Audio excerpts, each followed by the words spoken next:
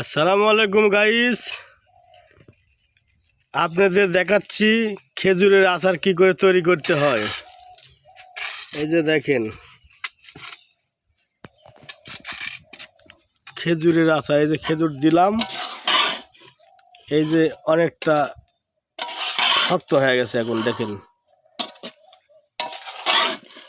আপনি দেখাচ্ছি খেজুরের আচার আপনি তৈরি করবেন, 1 বছর ধরে খেতে পারবেন বাড়িতে রেখে।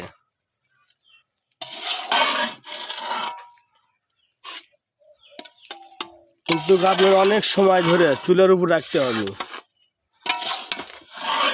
আপনাদের কেউ তৈরি করা দেখাবে না, আমি শুধু দেখাবো।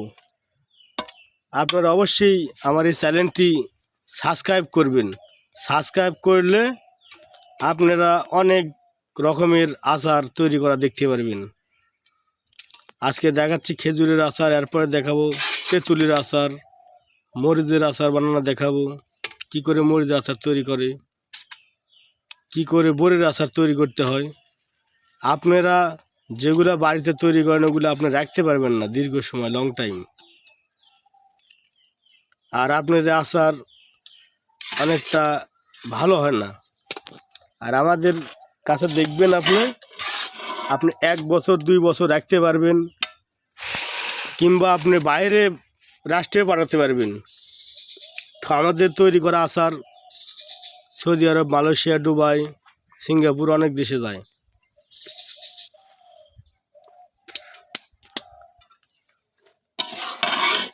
এই যে দেখেন, আপনারা দেখবেন, চ্যানেলটি সাবস্ক্রাইব করবেন। হয়তো বা এক ভিডিওতে আপনি সব রকম কিছু দেখতে পাবেন না, কিন্তু দেখতে পাবেন, অবশ্যই দেখতে পাবেন যে কী করে আমরা আচার তৈরি করি।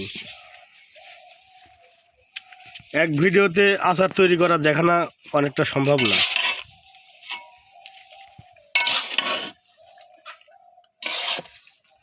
কারণ আচারটা আপনার লং টাইম চুলার উপর রাখতে হয়।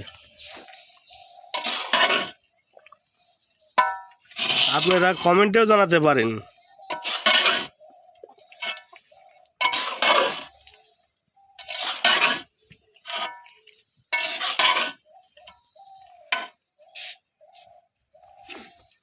এভাবে আপনার জাল রাখতে হবে, 3 ঘন্টা জাল রাখতে হবে চুলাতে। কড়াই আপনার চুলায় রাখতে হবে 3 ঘন্টা।